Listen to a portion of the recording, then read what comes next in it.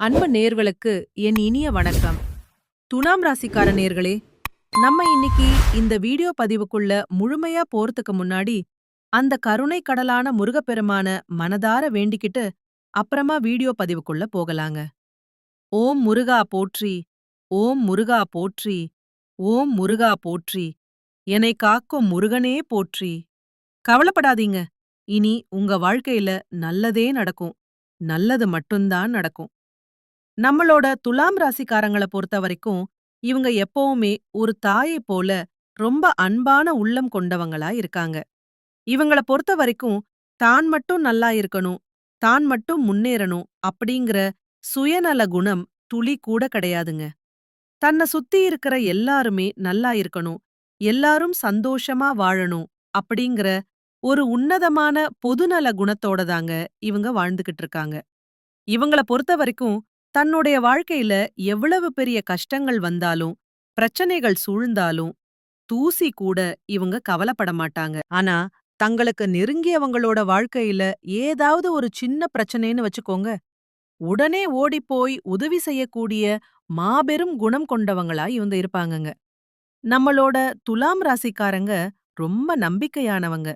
உண்மைக்குப் புறம்பா எந்த காலத்திலயும், எந்த ஒரு மோசமான சூழ்நிலையிலயும் ஒரு செயல இவங்க செய்யவே மாட்டாங்க. இவ்வளவு அருமையான நற்குணங்களை கொண்ட துலாம் ராசி நேர்களே, எல்லாரும் எப்படிங்க இருக்கீங்க? நலமா இருக்கீங்களா? ஏங்கம்மா, நீங்க வேற எங்கள பார்த்து இப்படி ஒரு கேள்வி கேக்குறீங்களே? நாங்க எங்கம்மா நலமா இருக்கோம். எங்க வாழ்க்கையில இருக்கக்கூடிய தீராத பிரச்சனைகள பார்த்தா, நாங்க ஏதோ நலமா இருக்கிற மாதிரியா உங்களுக்கு தெரியுது? அப்படின்னு நீங்க உங்க மனசுல நினைக்கிறது எனக்கு இங்க புரியுதுங்க. துலாம் ராசிக்காரர்களே, உங்க வாழ்க்கையில இதுநாள் வரைக்கும் நீடிச்ச அந்த கஷ்டமான சூழ்நிலை எல்லாமே இனி வரக்கூடிய காலங்கள்ல அப்படியே பனி போல மறைஞ்சு போக போகுதுங்க. உங்களுடைய நீண்ட கால ஆசைகள், கனவுகள் எல்லாமே இனிமே நிறைவேறப் போகுது. திருமணமாகாதவங்களுக்கு இருந்த தடைகள் எல்லாம் நீங்கி சீக்கிரமே கெட்டி மேளம் சத்தம் கேட்கப் போகுதுங்க. குழந்தை பாக்கியம் இல்லாம வருத்தத்துல இருந்தவங்களுக்கு இனி குழந்தை பாக்கியம் கிடைக்கப் போகுதுங்க. அப்புறம் முக்கியமா பூர்வீக சொத்து ரீதியா உங்களுக்கு இருந்த அந்த இழுபறியான பிரச்சனைகள் எல்லாத்துக்கும் ஒரு நல்ல தீர்வு கிடைக்கப் போகுது. உங்களுக்கு முறைப்படி வரவேண்டிய பூர்வீக சொத்து இதோ உங்க கைக்கு வந்து சேரப் போகுதுங்க. அது மட்டும் இல்லாம புதுசா நிலம் வாங்க போறீங்க, கார் வாங்க போறீங்க. உங்க வாழ்க்கை இனி ஒரு அருமையான வாழ்க்கையாக மாறப்போகுது. உங்களை விட்டு பிரிஞ்சு போன உறவுகள், நண்பர்கள் எல்லோருமே இனி வரக்கூடிய காலங்கள்ல உங்களை தேடி வரப்போறாங்க. உங்க வாழ்க்கையில் இருந்த அனைத்து சிக்கல்களுக்கும் ஒரு முற்றுப்புள்ளி வைக்கக்கூடிய மாதமாக இந்த மாதம் உங்களுக்கு அமைஞ்சிருக்குதுங்க. இந்த 2026ஆம் ஆண்டு உங்க வாழ்க்கையில ஒரு பெரிய திருப்புமுனையாக அமையப் போகுது. ஆனா ஒண்ணுங்க, நான் இந்த வருஷம் அப்பா சாக வேண்டாம் அப்படின்னு குறி வச்சு சின்னதா பிரார்த்தனையும் பண்ணிருக்கீங்களா? கடவுள் அந்த பிரார்த்தனையை கேட்டுட்டு அனுமதிக்கிறார். ஆனா அதுக்கப்புறம், "கே, நான் இந்த வருஷம் அப்படியே மாறிருவேன்" அப்படின்னு சொல்லி எந்த உறுதிமொழியும் நீங்க எடுக்க வேண்டாங்க. ஏன்னா, அப்படி ஒரு பெரிய முடிவை எடுத்துட்டு அதை நிறைவேற்ற முடியாம போனா நீங்க தான் வருத்தப்படுவீங்க. அதுக்கு பதிலா காலத்துக்கு தலைவணங்கி மற்ற மக்களோட எண்ணங்களுக்கு மதிப்பளிச்சு நடந்தாலே போதுங்க. இந்த ஜனவரி 1ஆம் தேதியிலிருந்து நான் வேற ஆளா மாறப்போறேன் அப்படின்னு உறுதிமொழி எடுக்காதீங்க. ஏன்னா மனிதர்களுக்கும் இந்த ரெசல்யூஷன் அப்படிங்கிற உறுதிமொழிக்கும் பெரும்பாலும் காம்போவே செட் ஆகாதுங்க. அதுக்கு பதிலா நீங்க ஒரு வீடு கட்டணும், ஒரு பைக் வாங்கணும் அப்படிங்கிற பிராக்டிகலான விஷயங்கள செய்ய முயற்சி பண்ணுங்க. வெறுமனே நான் மாறுகிறேன் என்று கனவு காணாதீங்க. அது கடைசியில தோல்வியில தான் போய் முடியும். அதுக்கு பதிலா ஒவ்வொரு மாதமும் நீங்க என்னென்ன செய்ய போறீங்க அப்படின்னு ஒரு தெளிவான பிளான் போடுங்க.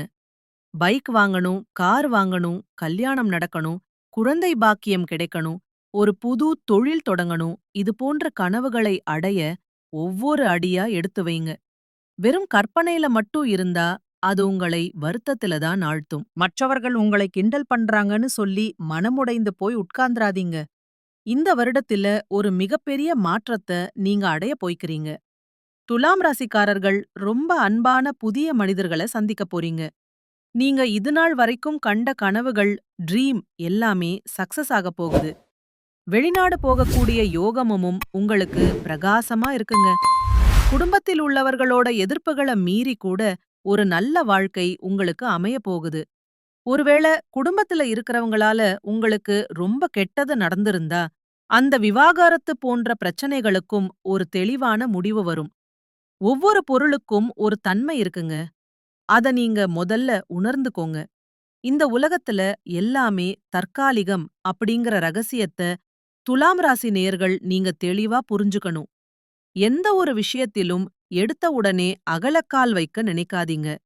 அந்த முழுமுதற் கடவுள் உங்களை வழிநடத்துறார் அப்படிங்கறத ஆழமா நம்புங்க. மற்றவர்கள் உங்களை குழப்பினாலும் அவங்க பேச்ச கேட்டு நீங்க சுதப்பாதீங்க. சில இடமாற்றங்கள் உங்களுக்கு ஏற்படலாம். உங்களுடைய சொந்த சிந்தனை உங்களுக்கு லாபத்தையும் வெற்றியையும் தரும்.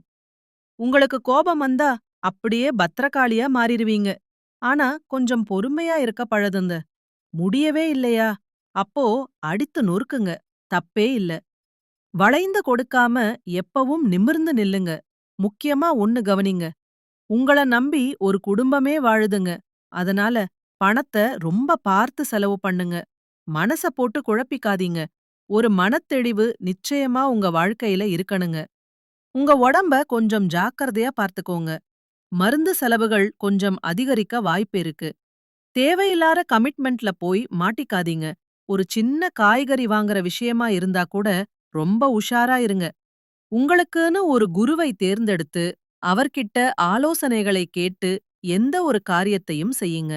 உங்க ஜாதகத்த ஒரு தடவைக்கு பல தடவை நல்லா கேட்டு தெரிஞ்சுக்கோங்க.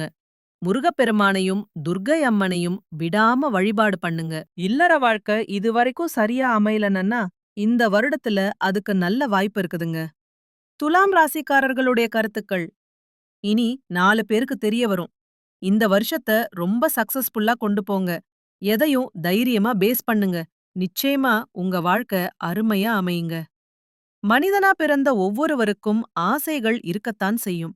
ஆனா அந்த ஆசைகள அடையணும்னா வெறும் நினைப்பு மட்டும் பத்தாதுங்க. முழு மனசோட அந்த ஆசைகள அடையறதுக்கு நாம ஒவ்வொரு நாளும் என்ன பண்ணணும்னு யோசிச்சு திட்டங்கள தீட்டி உழைச்சுக்கிட்டே இருக்கணுங்க. உழைச்சா நிச்சயமா நம்மளோட ஆசைகள் எல்லாமே நிறைவேறும். உங்க வாழ்க்கையில இனி வரக்கூடிய காலங்கள்ல உங்களுடைய எல்லா ஆசைகளும் நிறைவேறப் போகுதுங்க. பொதுவா ஒரு மனுஷனுக்கு என்ன ஆசை இருக்கும்? 16 செல்வங்களையும் பெற்று பெருவாழ்வு வாழணும்னு தான் நினைப்பாங்க. பணம் வேணும், பதவி வேணும், புகழ் வேணும், கௌரவம் வேணும்னு தான் ஒவ்வொரு மனுஷனும் தினம் தினம் ஓடிக்கிட்டு இருக்கான். ஆனா அந்த ஓட்டத்துல ஒவ்வொரு நாளையும் ரசிச்சு வாழறத நாம மறந்துடுறோம். எந்த ஒரு மனிதனும் போராட்டத்துல தான் இந்த உலகத்துல வாழ்க்கைய வாழ்ந்துட்டு இருக்காங்க. எது உங்களுக்கு மைனஸா இருக்கோ அத நல்ல வழியில மாத்த நீங்க முயற்சி எடுக்கணும். முறையான வழிபாடுகள் செய்யணும். எப்படிப்பட்ட மனிதர்கள் கிட்ட நாம பழகுறோம், நம்ம வாழ்க்கைக்கான விதிமுறைகள் என்ன அப்படிங்கறத நீங்க தெளிவா தெரிஞ்சுக்கணும். இந்த பிரபஞ்ச ரீதியாக நம்ம வாழ்க்கை எப்படி கனெக்ட் ஆகுது, விதிய எப்படி மதியால வெல்றது அப்படிங்கறத பத்தி நீங்க கண்டிப்பா தெரிஞ்சுக்கணும். வாழ்க்கையில எல்லா காலமும் ஒரே மாதிரி இருக்காதுங்க. இன்பமும் இருக்கும், துன்பமும் இருக்கதான் செய்யும். துலாம் ராசிக்காரங்களோட வாழ்க்கை ஒரு ஏற்ற இறக்கம் நிறைந்ததா இருக்கு. திடீர்னு ஒரு நல்லது நடக்கும், அப்புறம் திடீர்னு ஒரு சரிவு ஏற்படும். ஆனா எல்லாருக்கும் நல்லது நினைக்கிற நீங்க நிச்சயமா நல்லா இருக்கணும். மனரீதியாக நீங்க எப்பவும் தயாரா இருந்தா போதும். நல்லது நடந்தா சந்தோஷமா இருங்க. ஒருவேளை கெட்டது நடந்தா அத ஏத்துக்கிற மனப்பக்குவத்த வளர்த்துக்கோங்க. இதுதாங்க வாழ்க்கை. இந்த உலகத்துல யாருங்க நிஜமான கோடீஸ்வரன்? கோடி கோடியா பணம் வச்சிருக்கிறவங்களா? இல்ல பிடிச்ச உணவுகள விதவிதமா சாப்பிடுறவங்களா? இல்ல பிடிச்ச உறவுகள் கிட்ட பேசிட்டு இருக்கிறவங்களா? இதுல யாருமே உண்மையான கோடீஸ்வரன் கிடையாதுங்க. யார் ஒருத்தவங்க எந்த ஒரு நோய் நொடியும் இல்லாம, மனக்கவலை இல்லாம, நிம்மதியா தூங்குறாங்களோ, அவங்கதாங்க இந்த உலகத்திலேயே ஆகச் சிறந்த கோடீஸ்வரன். அப்பேற்பட்ட ஒரு நிம்மதியான கோடீஸ்வரன் ஆகக்கூடிய யோகம் உங்களுக்கு இந்த மாதம் அமைஞ்சிருக்குதுங்க. உங்க வாழ்க்கையில இனி வரக்கூடிய காலங்கள்ல கவலை, கண்ணீர் அப்படிங்கிற பேச்சுக்கெல்லாம் துளி கூட இடம் கிடையாதுங்க. இதுநாள் வரைக்கும் உங்க மனசுல இருந்த அத்தனை பாரங்களும் கவலைகளும் இனி காணாம போகப் போகுது. நீங்க ரொம்ப சந்தோஷமான, ஆரோக்கியமான வாழ்க்கைய இனி வாழப் போறீங்க. உங்க வாழ்க்கையில சந்தோஷம் நிலையா இருக்கப் போகுது. துலாம் ராசிக்காரங்களே, நீங்க எந்த இடத்துல போய் நின்னாலும் அந்த இடம் உங்களுக்கான இடமா மாறணுங்க. ஒரு கடையில போய் நின்னீங்கன்னா, எது தரமான உடையோ அதுதானா உங்க கைக்கு வந்து சேரணும். உங்கள பார்த்தாலே மத்தவங்க வேலை கொடுக்கணுங்க. அந்த அளவுக்கு உங்க அகத்தின் அழகு முகத்தில தெரியணும். உங்க கண்கள்ல இருக்கிற குழப்பங்கள நீங்களே கண்ணாடியில பார்க்க முடியும். ஜோதிட ரீதியா ஒருவேளை தொழிலுக்கான அமைப்பு இப்ப இல்லைன்னா கூட, நீங்க அதையெல்லாம் நெனச்சு உடைஞ்சு போகாம உங்க முயற்சியால முன்னேறணும். வலிமையானவர்களுக்கு ஒருவேளை ஜோதிடம் கூட கைவிட்டாலும், இந்த பிரபஞ்சம் கண்டிப்பா கை கொடுக்குங்க. விதியை மதியால நிச்சயமா வெல்ல முடியும். உங்க வாழ்க்கையில இனி நல்லது மட்டும்தாங்க நடக்கும். கெட்டதுங்கிற பேச்சுக்கே இடமில்ல. குலதெய்வம் எங்கேயோ இருக்குது, எனக்கு ஒன்னும் செய்யல அப்படின்லாம் நீங்க நினைக்காதீங்க. நீங்க எங்க இருந்தாலும் ஒரு தீபம் ஏத்தி வச்சு, அந்த தீப ஒளியில உங்க தெய்வங்கள் இருக்கறாங்க அப்படின்னு மனதார நெனச்சு வழிபாடு செய்யுங்க. உங்களுக்கு குலதெய்வமே தெரியாவிட்டாலும் பரவாயில்ல. வீட்ல ஒரு விளக்கேத்தி வச்சு, ஏதோ ஒரு நல்ல நாள்ல உங்க குலதெய்வத்த நெனச்சு கும்பிடுங்க. குலதெய்வ வழிபாடு உங்க குலத்தையே காக்கும். உங்க வம்சத்தையே தலை தோங்கச் செய்யும்.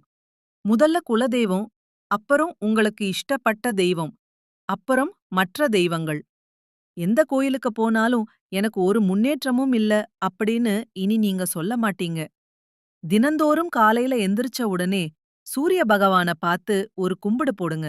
அந்த சூரிய பகவானோட அனுகிரகம் இருந்தா போதும். மற்ற கிரகங்கள் உங்களுக்கு சாதகமா இல்லைனா கூட பரவாயில்ல. அந்த சூரியனோட பிரகாசம் உங்க வாழ்க்கையையே பிரகாசமா மாத்திருங்க. அந்த ஒளி உங்களை வந்து சேரும். உங்க வாழ்க்கையில் இருந்த கண்ணீர் எல்லாம் அப்படியே கரைஞ்சு போயிரும். நீங்க இந்த நிமிஷம் வரைக்கும் உங்களுக்காக வாழ்ந்ததே கிடையாதுங்க. உங்கள சுத்தி இருக்கிறவங்களுக்கு பயந்து பயந்து தான் வாழ்க்கைய வாழ்ந்துகிட்டு இருக்கீங்க. நாம இந்த காரியத்த செஞ்சா மத்தவங்க நம்மள பத்தி தப்பா நினைச்சிருவாங்களோ, இந்த வார்த்தைய சொன்னா அவங்க நம்மள பத்தி தப்பா பேசுவாங்களோ அப்படின்னு அடுத்தவங்கள கண்டு பயந்து பயந்து வாழ்க்கையில் எந்த ஒரு புது முயற்சியும் செய்யாம ஒரே இடத்துல முன்னேறாம நின்னுகிட்டு இருக்கீங்க. இனி வரக்கூடிய காலங்களையாவது யாரை கண்டும் நீங்க அஞ்சாதீங்க. அந்த கடவுளுக்கு மட்டும் பயந்தா போதும். வேற யாருக்கும் நீங்க பயப்பட வேண்டிய அவசியமே இல்ல. கடவுள் இந்த உலகத்துல உங்கள எதுக்காக படைச்சிருக்காரு? நீங்க உங்களுக்காக வாழணும் அப்படிங்கறதுக்காகத்தான் படைச்சிருக்காரு. உறவுகளுக்காகவும் நண்பர்களுக்காகவும் உங்களுடைய முழு வாழ்க்கையையும் தியாகம் பண்றதுல எந்த நியாயமும் கிடையாதுங்க. உங்களுக்காக உங்க வாழ்க்கைய வாழ கத்துக்கோங்க. நமக்கு கிடைச்சிருக்கிற இந்த வாழ்க்கை ஒரே ஒரு முறைதாங்க. அந்த வாழ்க்கைய உங்களுக்காக சந்தோஷமா வாழ கத்துக்கோங்க. நல்லதே நடக்கும். நல்லது மட்டும்தான் நடக்கும். நன்றி. வணக்கம்.